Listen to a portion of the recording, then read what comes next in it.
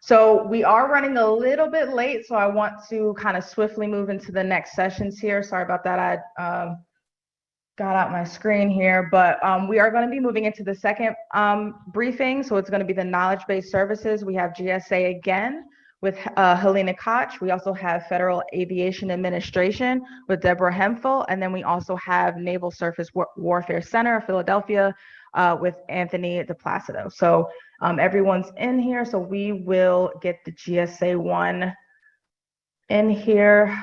1 minute. Okay. All right, Helena, are you still with us?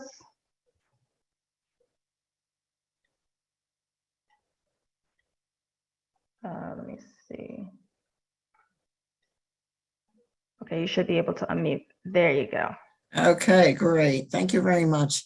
You're welcome. I'm still with you, and I enjoyed all the presentations. They were all great. So everybody gives a good piece of information about their agency, and it's a lot to follow up on, but it's really important that if you want to do business with the federal government, we had a gentleman who used to work with us, and Clyde Stolfus, everybody will remember Clyde, and his saying, which always stuck with me, is if you want to dance with the bear, you have to let the bear lead. So GSA, the government agencies are the bear, and you have to follow our lead.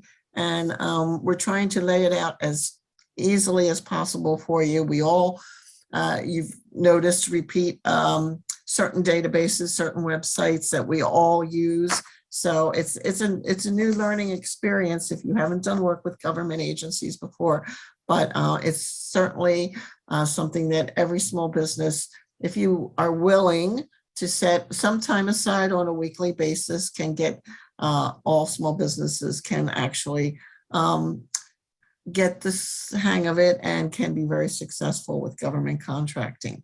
So I did give us a presentation before, and the presentation before was about the public building side of the house for General Services Administration. We also, as I mentioned, have a federal acquisition side of the house who does work entirely different than the public building side. So public building side is for construction. If you're dealing with any kind of, with the actual construction, the actual building, if you're supplying any products or services for the actual building, you're dealing with a contracting officer on the PBS side of the house. And what we're basically most famous for, GSA is most famous for, is our schedules program, our multiple award schedules program.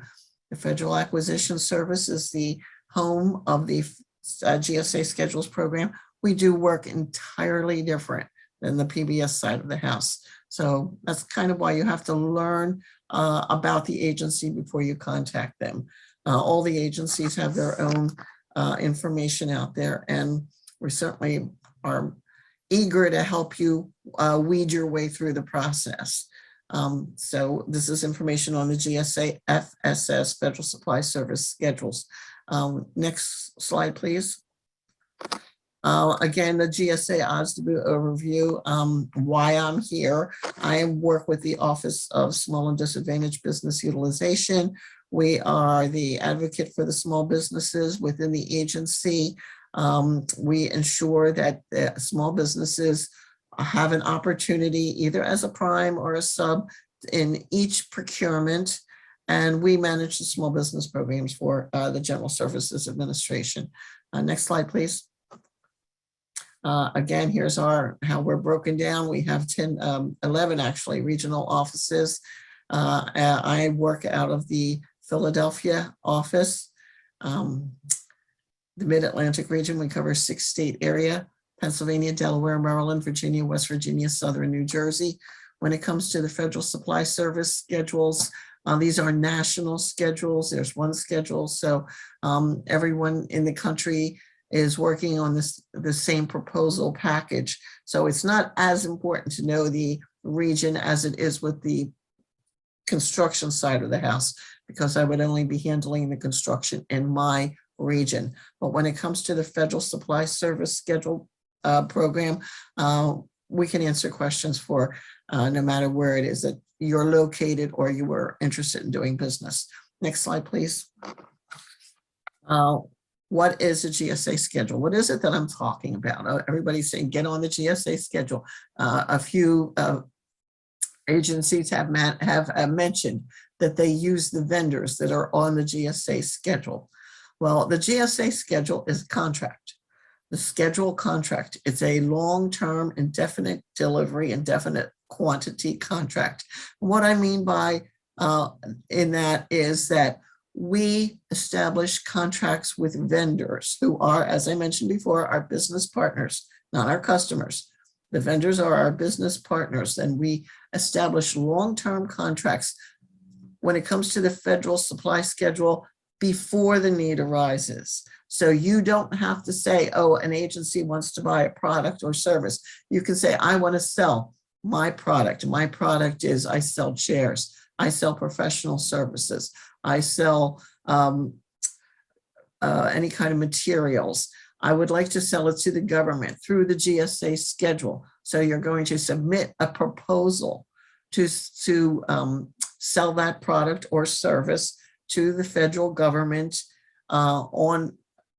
before the need arises, before you know there's a need. You're interested in getting on a long-term government contract so that other agencies can use that contract.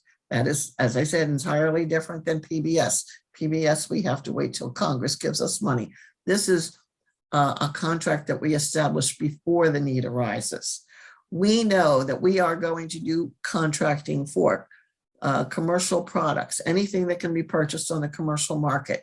And there is going to be an agency that can use that commercial product, because these are products that are common use to everyone. They're not mission specific.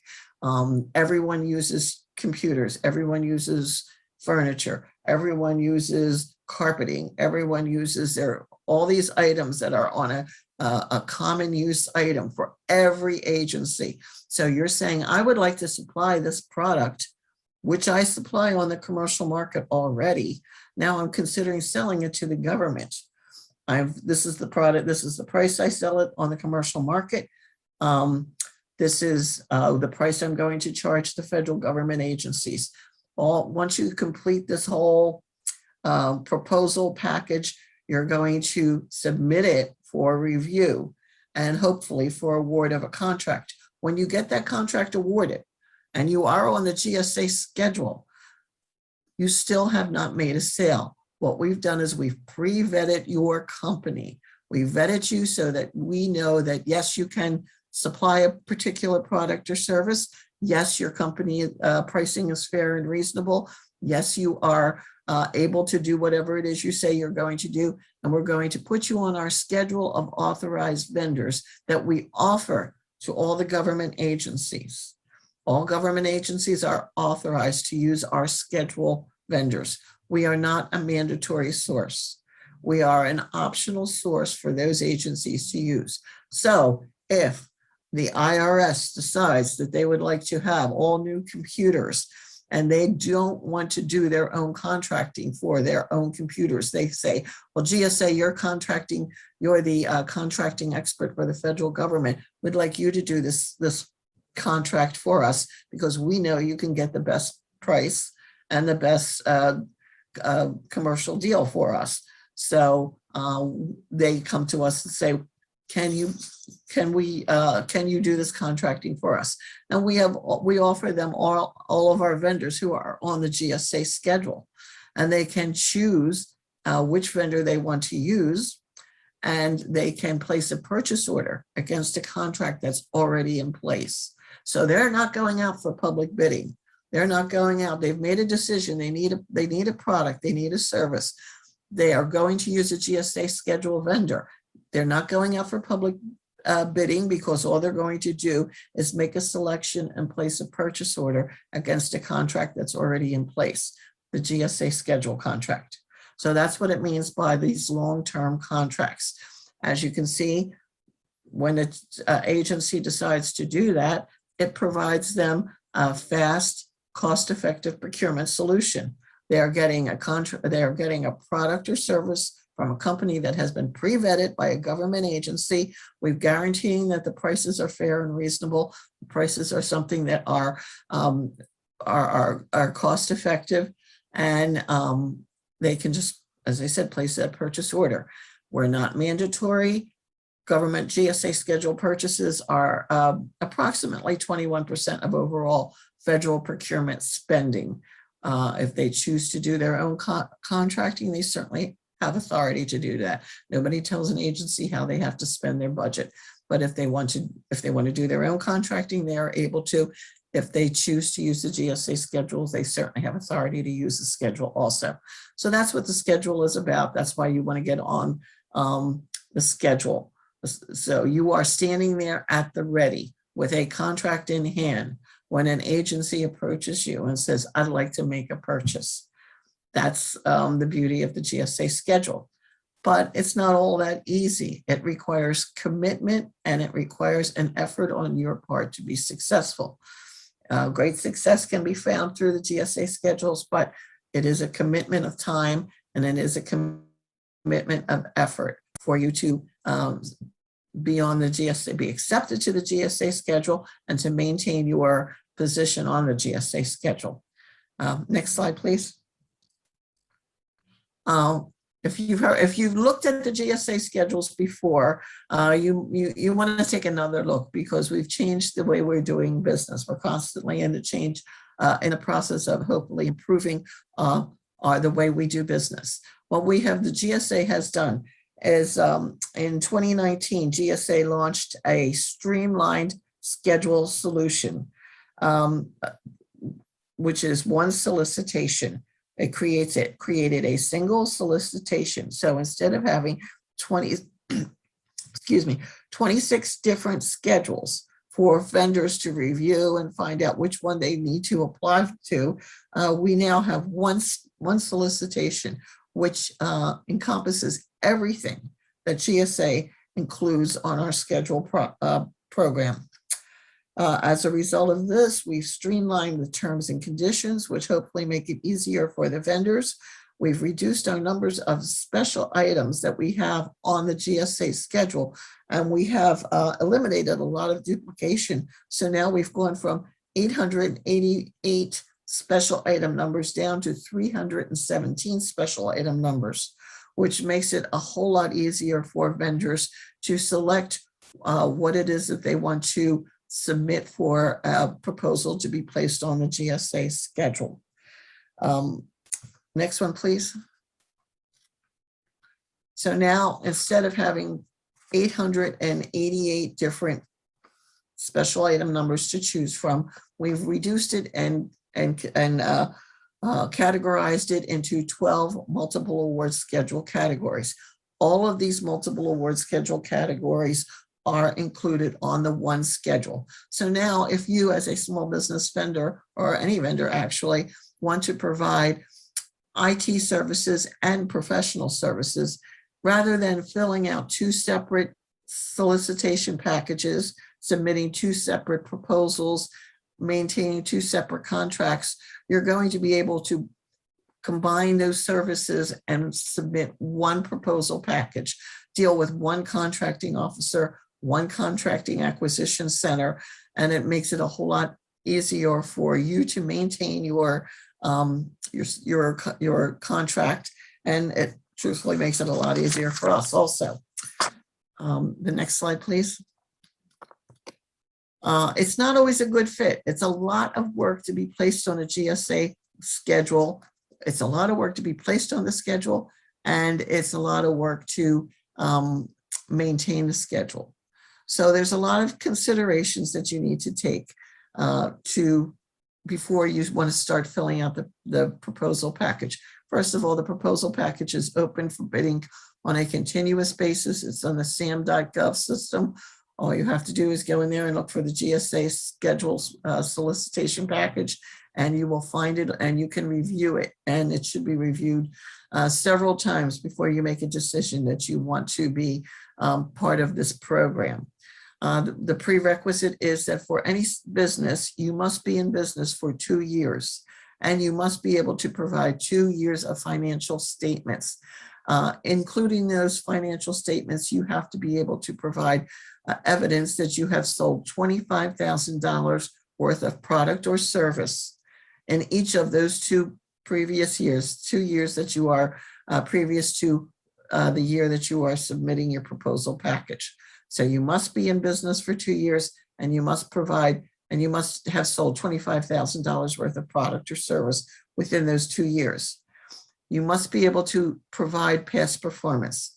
We're going to ask for references, and we're going to check those references. How did you perform? Would they work with you again? A typical type of past performance requests.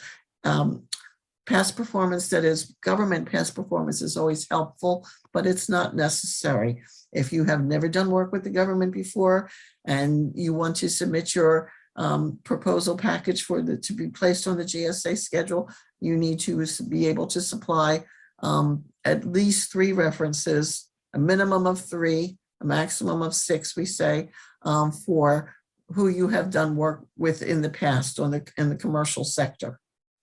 So government experience is a plus. It's not a requirement, but we do need past performance. The only way we can judge what you're going to do in the future is by reviewing what you've done in the past. So don't approach GSA if you have any blemish on your past performance. If you need to clear everything up and have a good past performance review that we can investigate you and come up with a clean record for your firm. Your products must be commercially available. The thing about the GSA schedules is we are providing commercially available products and services to government agencies, things that every agency would use in the course of doing business. We don't provide anything mission specific on the GSA schedules. So mission specific would be ammunition. We don't buy ammunition. That's specific to the Department of Defense. Mission specific might be medicines. We don't buy medicines. That is something mission specific to the Veterans Administration. So if it's something that every business would use in the course of doing a day's worth of business, that's something that we can provide you can provide to government agencies through the GSA schedule. You must be registered in the sam.gov site. No government agency is going to do any work with you if you're not registered in sam.gov. So if you're not registered there, that's the first step that you want to take, is get into the registration, get into the sam.gov site and begin your registration. Make sure your registration is updated. It has to be renewed on a yearly basis. So make sure that it's up to date and it gives all the good information about your company that's still applicable to your company. Let me see what else. It's free. sam.gov is free. Don't let people tell you that you need to pay a consultant or you need to pay a service fee to get into the sam.gov system. It's free of charge. It's something that you can do on your own. The PTACs are excellent sources for information if you need assistance. They offer their services free of charge. So don't let anyone convince you that a lot of money needs to be spent to get into the sam.gov system. Next slide, please. Hey, Helena, I have to cut in I hate to do this to you, but I have to give you a couple minutes because we do have, I think, about 5 more presentations. Okay, so all right. if you don't mind, if I can just, everyone will get the slides. So if you can, I'll just go through them really quick. And if you can just stop me at like a really important one, we can. Okay.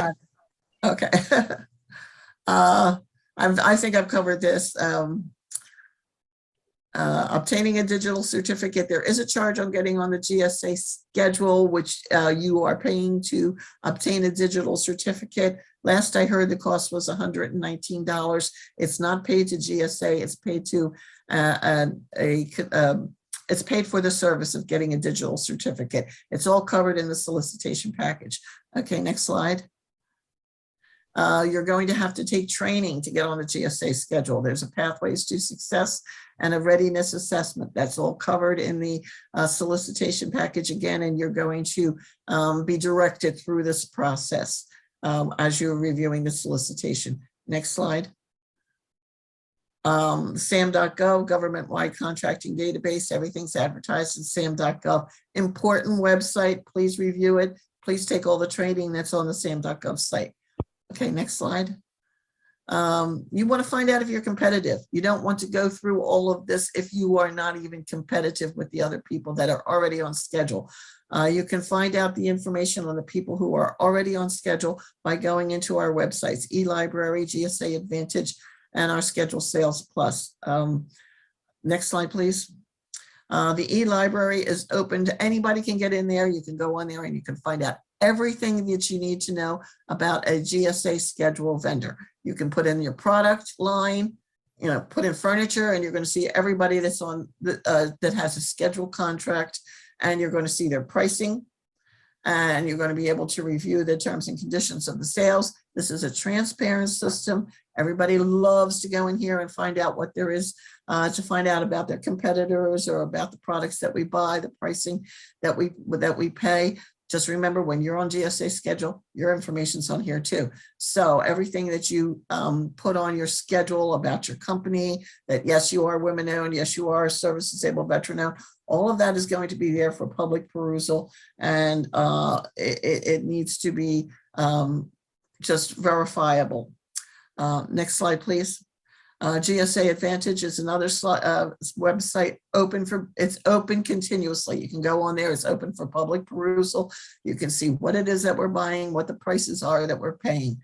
Next slide, please.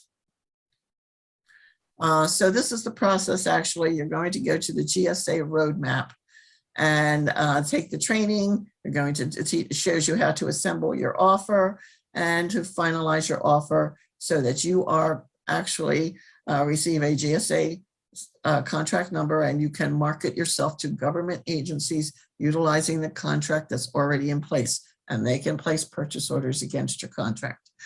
Next slide, please. All of the documentation that you're going to need is on preparing the offer is on the GSA roadmap. What I have to tell you is that this is an electronic system. I think that's on the next slide, please.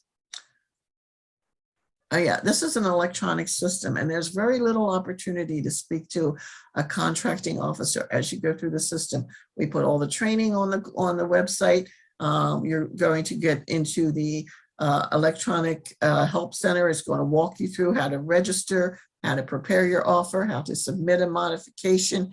Also, if you feel you need to speak with someone, there is an opportunity, of course, to send emails. Your PTACs are expert at going through the GSA solicitation package.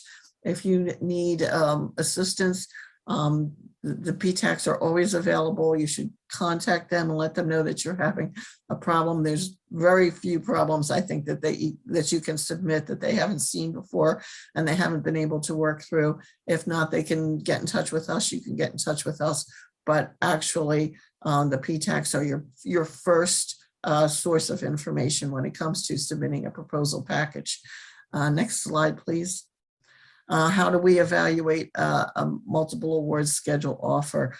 These are the things that we're looking for: the completeness, that everything is completed, that you have given us all the information we've asked for, that the scope of what you're offering is what you are sending to us as your past performance. You can't say, well, I sell IT equipment and I've been selling IT equipment for 20 years, and now I'd like to offer desks and furniture, office furniture. You don't have experience in office furniture. You can't sell office furniture. You can only sell to us what you have, what comes under the scope of what you do on the commercial market, that your company is financially responsible.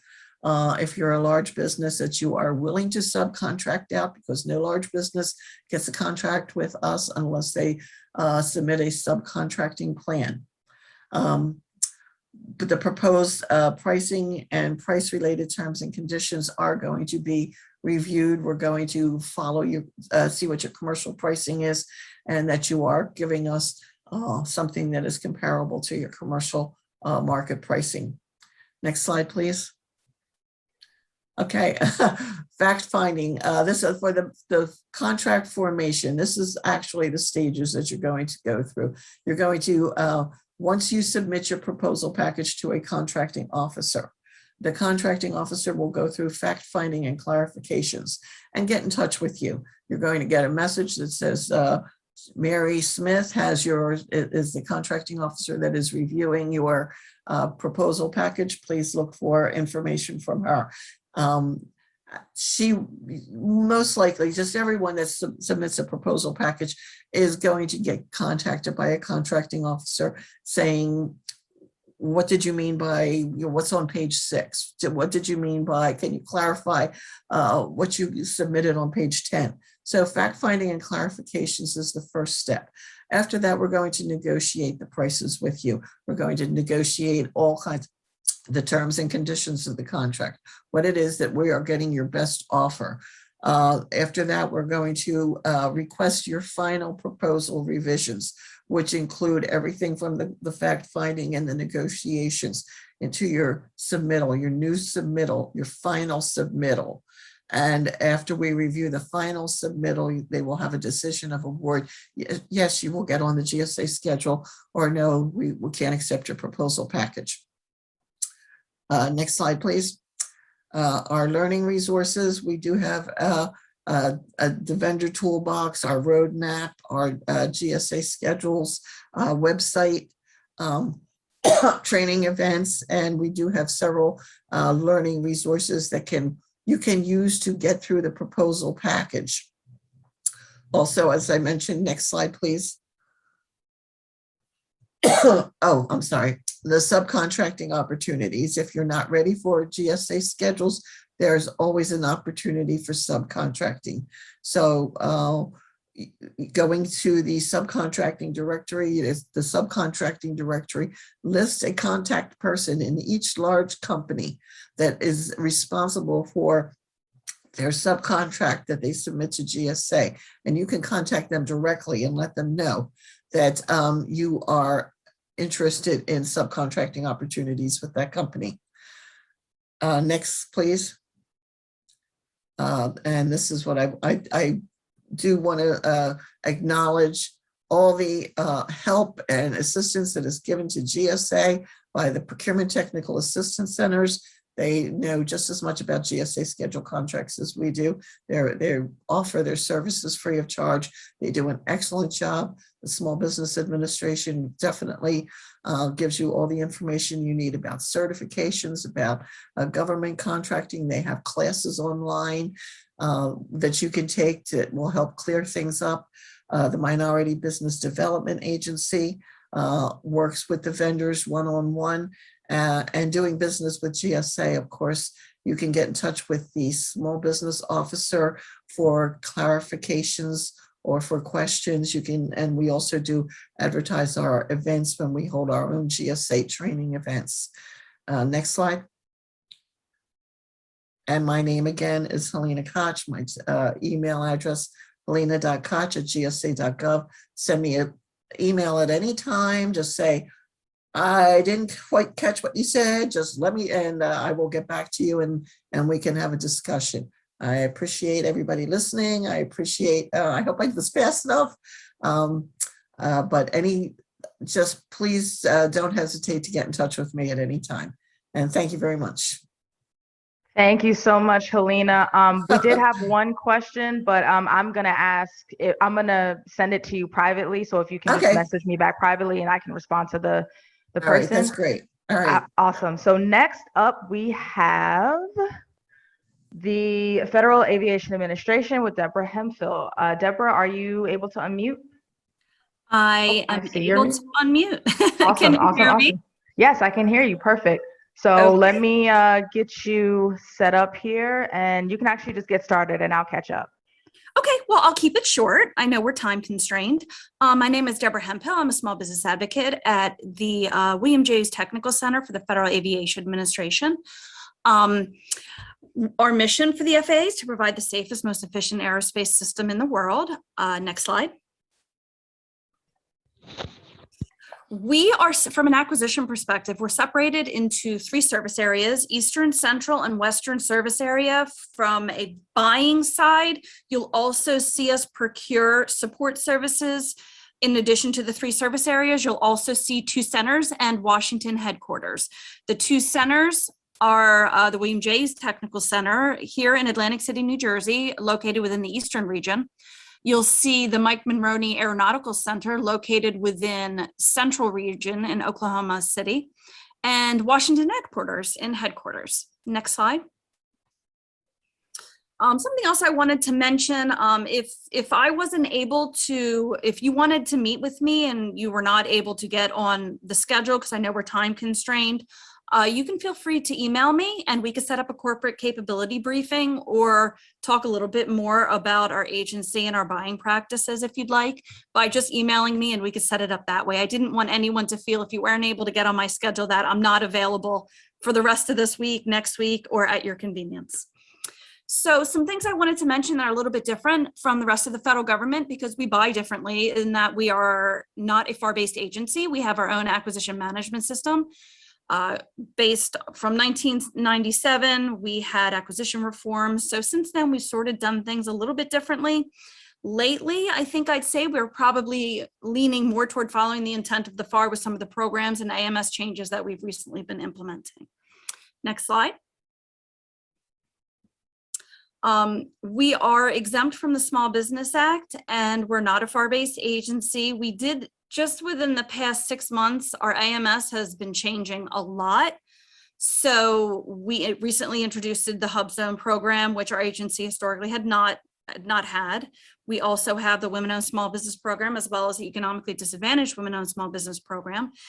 So that gives us the capability for competitive set-asides in those categories, as well as 8A, Service Disabled Veteran Small Business, and WOSB, EDWSB, and Hub Zone directed awards. The dollar value of the directed awards is a threshold of 4.5 million. So that includes the totality of the contracted time frame, including the base, and all of the option years cannot exceed that threshold. Next slide.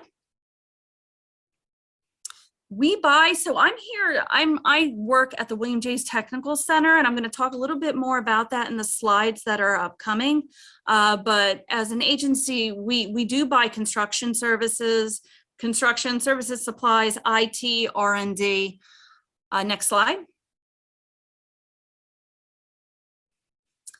We buy a little differently also depending on what we buy. And I can talk a little bit about that in the upcoming slides as well. Right now, from a general perspective, we buy using IDIQ contracts. We purchase off the GSA schedule. We use purchase cards. We use mandatory sources when appropriate. We use strategic sourcing vehicles such as our EFAS, CEDIS, and we also make use of qualified vendor lists. Next slide. So the William J's Technical Center is the technical heart of our agency. The purpose of the William J's Technical Center in Atlantic City, New Jersey is to support the advancement of our next generation air transportation system. We do this by integrating systems and capabilities through collaboration with industry, academia, and government. We also are leading the federal laboratory for research, development, test and evaluation, and in-service management. We provide the gateway for our national airspace system upgrades, improvements, as well as operational sustainment. And from an acquisition perspective, we buy a little differently depending on what you're purchasing. So I'm going to talk a little bit about that on the next slide as well. Okay, so back in around 2016, from Washington headquarters, they transferred a lot of the major IT procurement contracts over to the William J's Technical Center. The reason why they did that is because our contracting officers were already accustomed to purchasing technical support services, since the tech center here was primarily here for supporting our agency's infrastructure for research and development, test and evaluation, V&V, and some things like that. So because of that, we do support and we buy out of our region issuing office technical support services that have a performance geographic location of sometimes not here.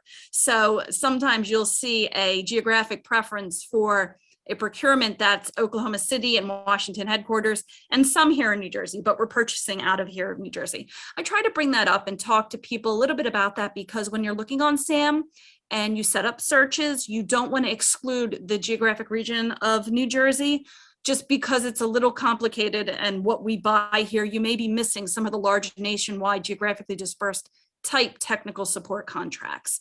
So always include us here in New Jersey, as well as headquarters in Oklahoma City.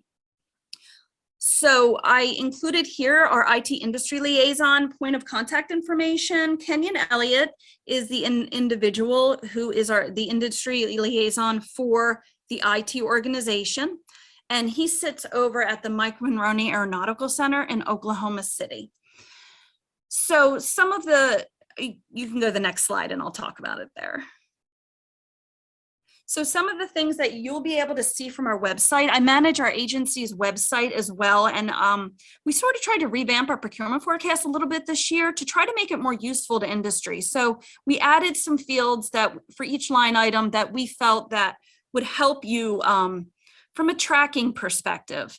So we added a field in which program offices can put link to procurement data, for example.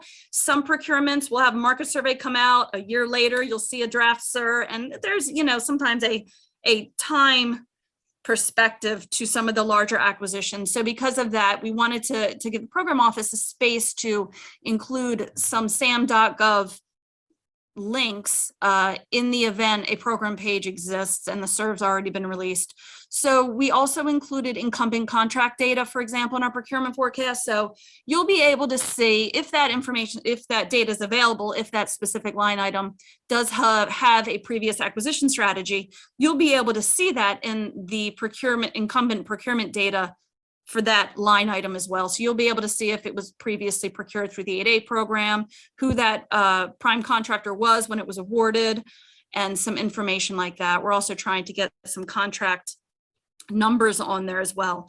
And our effort in doing this as an agency was to try to provide more of a long-term tracking perspective for businesses and companies who are sort of watching a procurement through the life of the procurement process, because sometimes it takes some time. So in addition to our procurement forecast on our website, you'll be able to access active contracts list. We have a mailing list also. We're going to have some big changes to the AMS coming up within the next couple weeks as well. So if you're on our mailing list, I try to put out like a mailing blast to people that had signed up for it. And that's a good way to keep yourself aware and cognizant of some of the changes within our agency coming up, and that should come right to your inbox.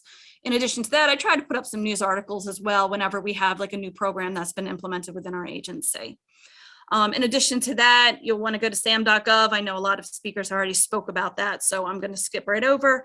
We have a subcontracting directory on our website as well that we're constantly updating and trying to make sure that that has updated information for point of contacts. And at the bottom, I included our small business website at sbo.faa.gov. So again, if you have any issues with the website or if you have any questions, I manage our website as well, so you can feel free to email me. And we can take care of whatever you need. Next slide.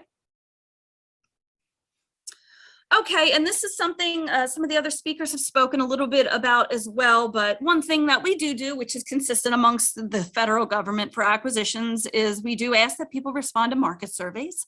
That really does guide the procurement process more than I think industry understands sometimes, because we need to see that some of the small business categories from a set-aside perspective have interest within that community. So if you could demonstrate capabilities, ask questions, and recommend changes, as well as offering new solutions. I have seen contracting officers, after they see market surveys and they find some companies that have non-competitive capabilities, do directed awards through the process of market surveys. So I know it works. It's a great way for you to get your information in front of program offices in particular, because it goes right to them, and then they go through and review for your technical capabilities as well. So responding to market surveys is a great way to directly market to program offices. And responding to solicitations. That's just, a little bit of a heads up on reading instruction, evaluation criteria carefully, as well as requesting a debriefing if unsuccessful. Next slide. I know I went through all of that very quickly, but I just wanted to put my contact out here. If you want to set up a corporate capability meeting, I can meet at any time. If you weren't able to get in with me today, feel free to email me and we can set up a time for later this week at your convenience. That's fine too, because I'm available. Awesome. Thank you so much, Deborah. Next up, we're going to have the Naval Surface Warfare Center with Anthony DePlacido.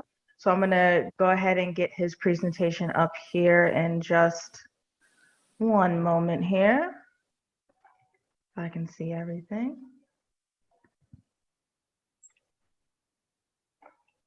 Okay.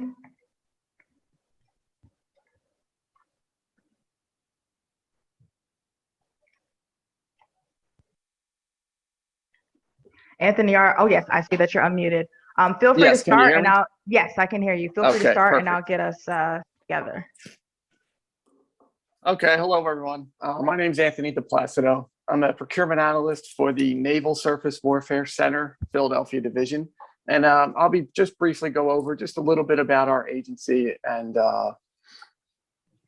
our contracting division. So we are located, next slide, please.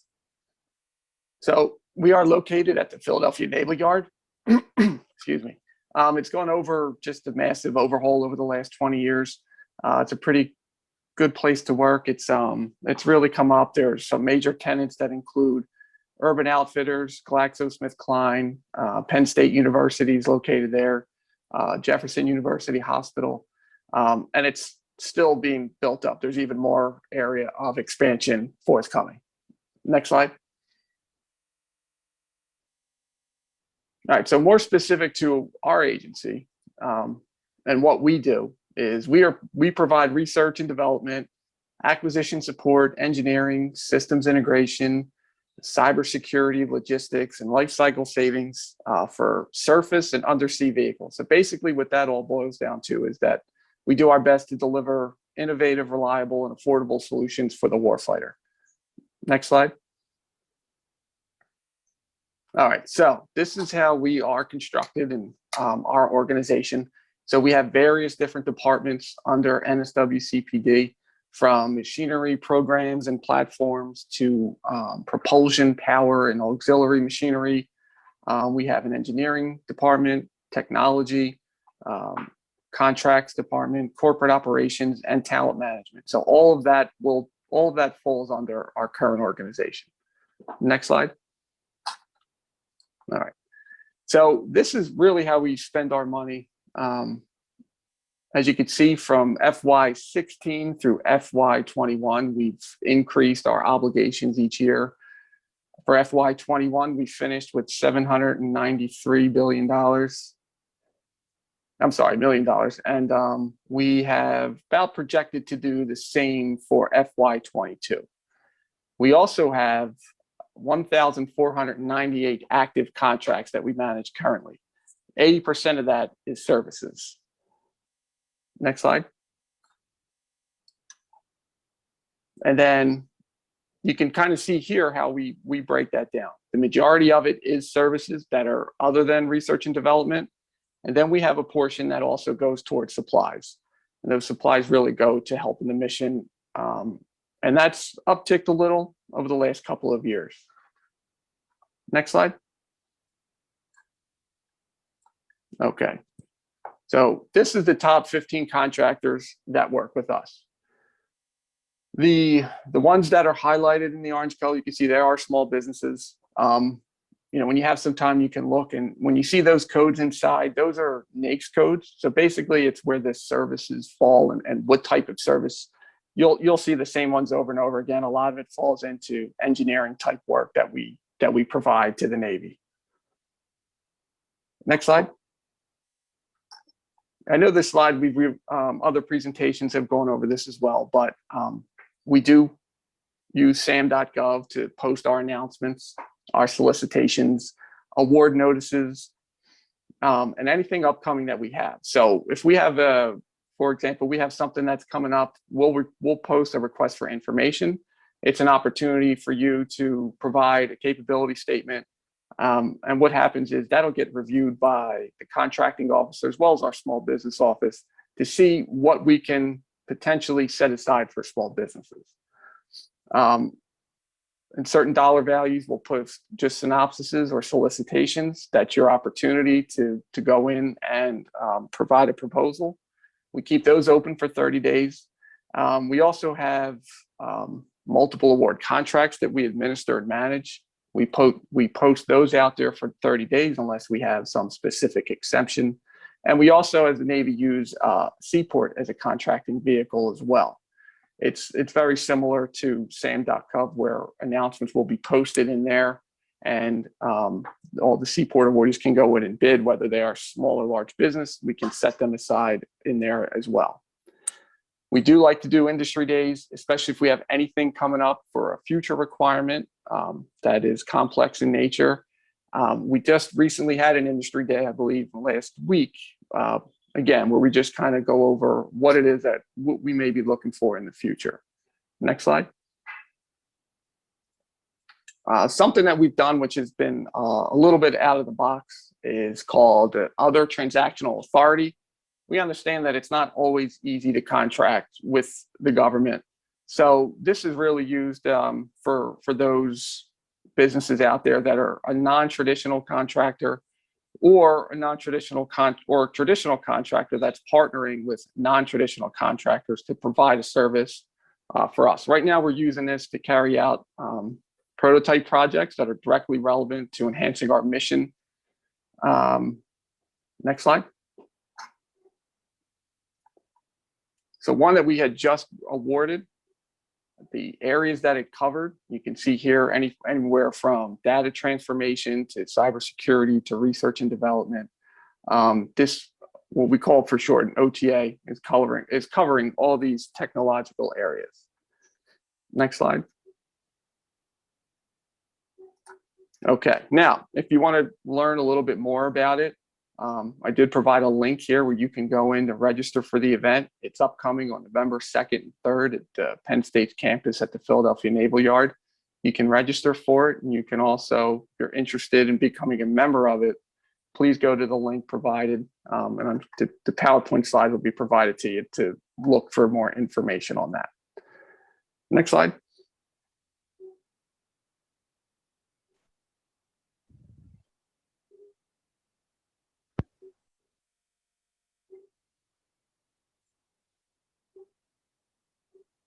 Sorry, can you go back 2 slides? I think I may have had a disconnection.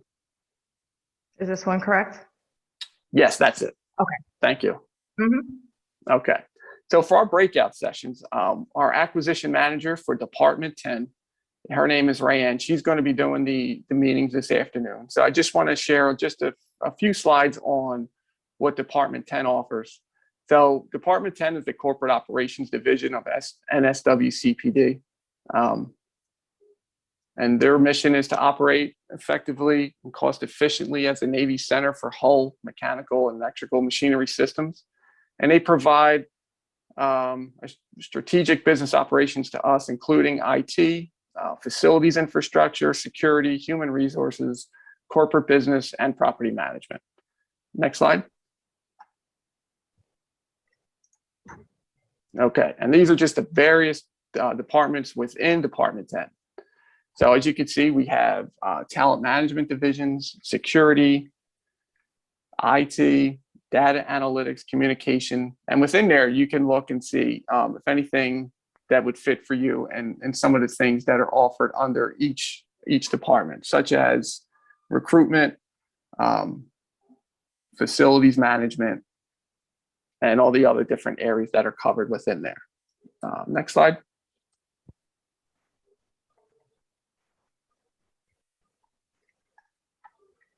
Okay, and finally, our last slide here just shows our contractors that are currently working with Department 10 and the type of support that they offer.